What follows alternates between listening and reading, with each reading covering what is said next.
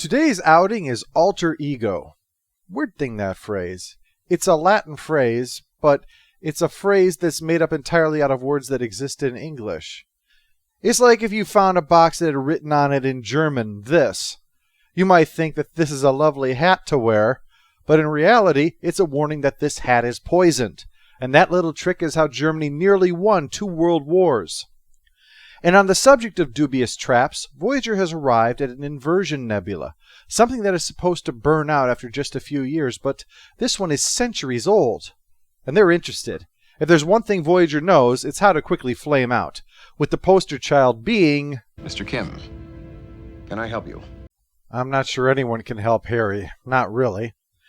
Yes, if you don't like jokes at Harry's expense, turn this review off now, because this episode seems written specifically in order to set them up. Anyway, Tuvok wants to get back to his Kalto, but Harry has come for help. I want to eliminate emotions. Well, I've seen your acting, Ensign, so you're already on the right track. Harry would like to learn the Vulcan techniques that are involved. May I ask why? I have feelings I don't want to have. This is about Tom, isn't it? I'm in love and I don't want to be.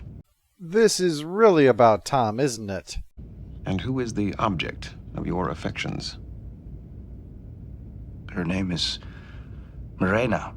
So it's not about Tom Paris. Well, this is how you know it's a Minosky script. There's a massive plot twist in here. Morena is actually a holodeck character. Hence, Harry's experiencing even more shame than usual. Tuvok decides to take the case, and after the titles, starts to explain how this works. And like with most self-help, the first step is admitting you have a problem. A specific problem in this case. That's important with Harry, otherwise we'll be here all day. So Tuvok takes him to the holodeck, where the program is being run at that very moment to prepare for the upcoming luau, and so Kes can learn to hydrosail with Morena.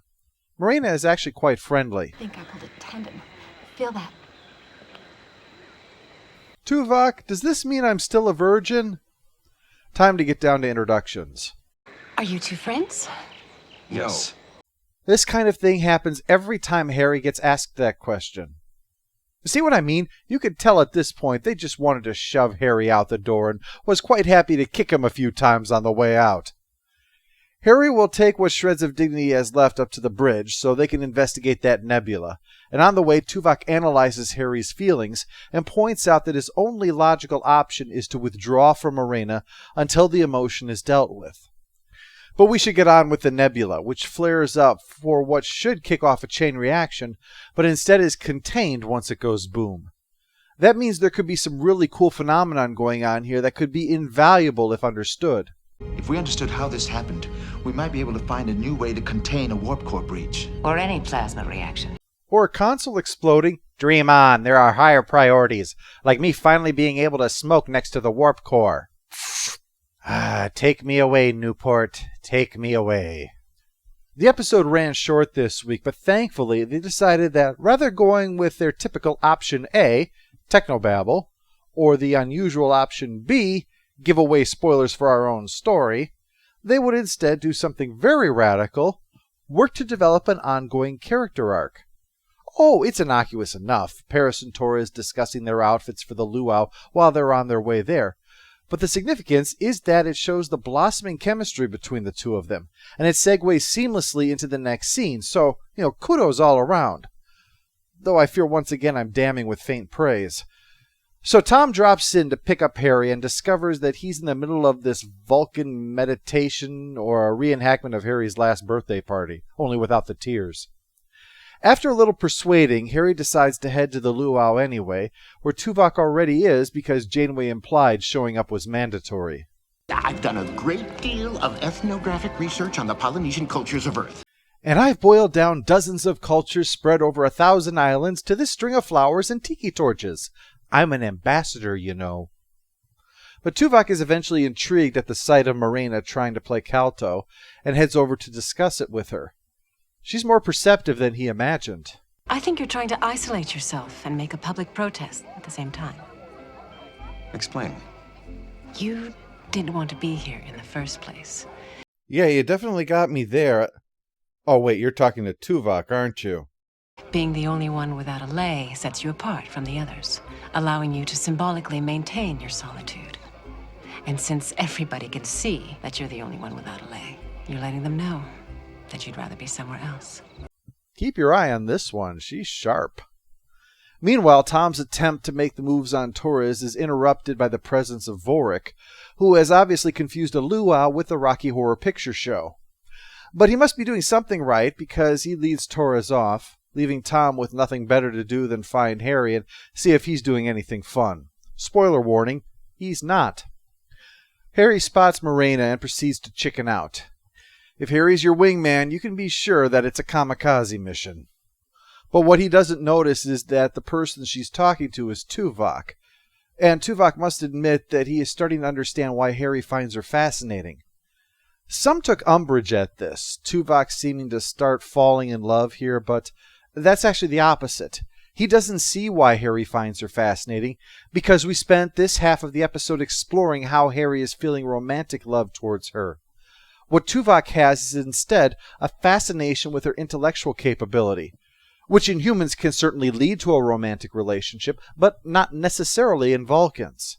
Harry is stimulated by her emotionally, but Tuvok is stimulated by her intellectually. After they're done studying the nebula, they're ready to head on their way, but suddenly there's a problem with propulsion.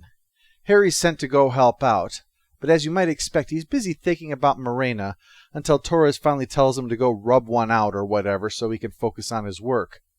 He swings by the holodeck on the way back, and becomes bitterly jealous when he sees Tuvok is with her, assuming that Tuvok told him to stay away so that he could have her all to himself.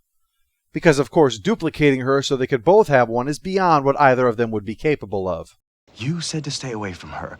You should have done the same. So if you ask for help with your alcoholism, that means I'm a hypocrite if I ever step into a bar to shoot some pool. Right. To help prove his point, Tuvok deletes Morena, since whatever intriguing aspects she might have is not worth the damage to the working relationship he has with Harry. But that accomplishes nothing. And on that topic, Voyager's trying to leave again, and failing. It would appear to me that we're not moving, Mr. Parrott. And since fixing the ship is not your job, naturally I blame you. Voyager's able to finally get the aft thrusters going, enough to slowly push their way free of the nebula. They're presuming that that's the cause of this hiccup. But there's another problem. Tuvok finds Morena in his quarters using the doctor's mobile emitter, which of course not only means that she's resisted being deleted, but also shows understanding far beyond what her program should allow. Tuvok reacts exactly as a Vulcan should, treating this as something that is very wrong and thus calls for security. But it pisses her off.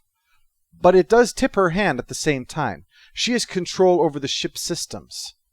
Time to head off to the magic meeting room and figure this one out. What is she? Most likely a sentient computer program. It's just sad when that's your first impulse. Think we accidentally made a life form again. Ugh. I'll go lay out the traps. You all watch for paradoxes, okay? They bring up the Moriarty hologram from TNG by way of explanation. But still, that didn't spontaneously happen. That was the result of an accident when advanced holograms were very new. For this to happen nowadays, you'd need someone making a colossal mistake, having some kind of obsessive fixation to make them want to make an adjustment to a hologram to improve it beyond its normal parameters.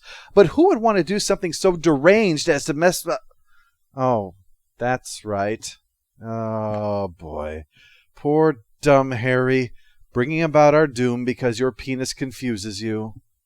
Janeway doesn't take kindly to anything taking control of her ship, and sends Paris, Torres, and Tuvok into the holodeck to try to sort this out. Except I think this island is I want to go and choke ya, because the characters begin attacking our heroes. But not before Torres figures out that Morena isn't a holodeck character, but is actually on a ship or a station somewhere in the nebula, and who has clearly lost it. She begins blowing up the plasma streams to damage Voyager, and will destroy it unless Tuvok meets with her on the holodeck. When he does meet her, she insists that he belongs with her, and that it's what he really wanted. She is grade A obsessed over him. Sure can pick 'em, Harry. They finally locate the source of her signal and beam Tuvok over to sort her out, but she's already set up an explosion that will finish Voyager off, and only she can stop it. There is no natural dampening field stopping the chain reaction from happening. She's responsible for that, preserving the nebula for her people to enjoy, but at the price of isolation. She pops in on passing vessels to amuse herself, but didn't expect to find someone like Tuvok, someone that made her crave his company. So she says that if he'll stay, she'll spare Voyager, and he says, fine, he'll make the supreme sacrifice for his shipmates and force himself to tolerate her presence. She's not pleased with his lack of enthusiasm, so he finally makes it clear that A, he's not going to be excited about being coerced into giving up his life for her, and B, what she wants from him is something he is incapable of providing by his very nature. She finally stands down and agrees to stop messing with their ship, and Tuvok suggests that maybe it's time to get a replacement and get out of here. If she's this crazed over Neelix's luau simulation, God help her if a real party shows up. In the coda, Tuvok decides to end his private Kauto game and find Kim, who's on the holodeck, and offers an apology for dismissing Harry's feelings so quickly about Morena, and also offers to teach him Kauto so that Harry can find a new way to embarrass himself.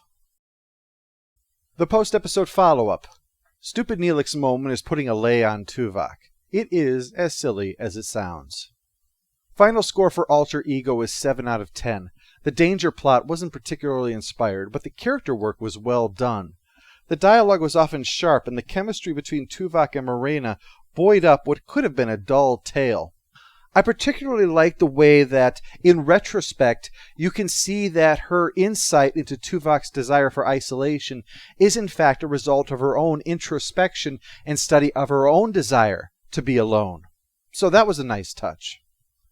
Props are also due for Robert Picardo, who directed and clearly contributed to this elevation of the episode over the humdrum nature of its premise, elevating it to an above-average episode of Voyager.